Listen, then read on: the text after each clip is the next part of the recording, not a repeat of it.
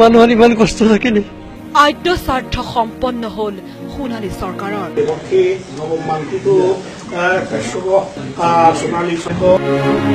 Barpeta medical college হাস্পতালত gold bladder operation কৰিবলৈ আহি চিৰকাললৈ হেৰাই যোৱা মেধাৱী ছাত্ৰী সোণালী চৰকাৰৰ মৃত্যুক লৈ শোকাহত সমগ্ৰ ৰাজ্য সোণালীৰ মৃত্যুক লৈ তীব্ৰতৰ হৈছে ক্ষোভ সকলোৰে দাবী হত্যাকাৰী চিকিৎসকক কঠোৰ শাস্তি বিহক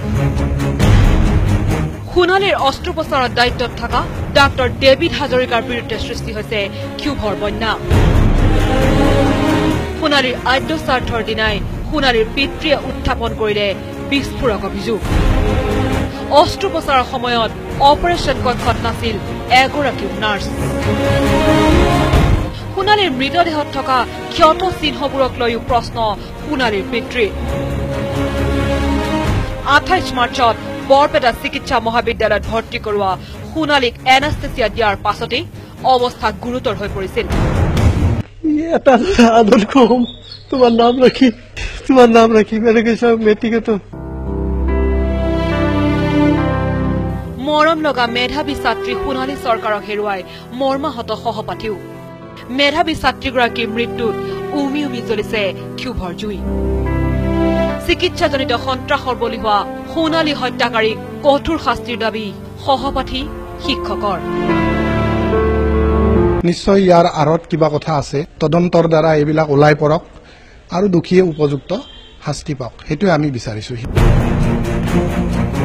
সোণালীৰ মৃত্যুৰ তদন্ত দাবী কৰি গণতান্ত্ৰিকভাৱে চলাই অহা আন্দোলনত চৰকাৰে গুৰুত্ব আৰোপ নকৰাৰ অভিযোগ বৰপেটা মাধৱ চৌধুৰী মহাবিদ্যালয়ৰ ছাত্ৰ ছাত্ৰীৰ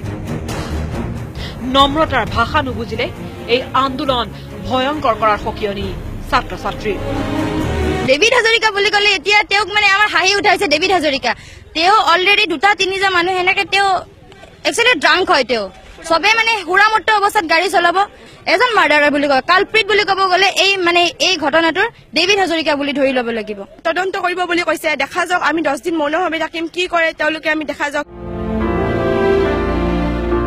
কৰ্কট ৰোগত আক্ৰান্ত সোণালীৰ মাতৃৰ চিকিৎসা ব্যয় বহন কৰিবলৈ গৈ সৰ্বশান্ত হৈ পৰিছে সোণালীৰ পিতৃ বেংকৰ পৰা ধাৰ ঋণ কৰাৰ লগতে ঘৰ মাটিও বন্ধকত দিবলগীয়া হৈছে সোণালীৰ পৰিয়ালে পিতৃক সকাহ দিবলৈকে চৰকাৰী চিকিৎসালয়ত অপাৰেশ্যনৰ বাবে আহিছিল সোণালী আৰু সেয়াই হল সোণালীৰ কাল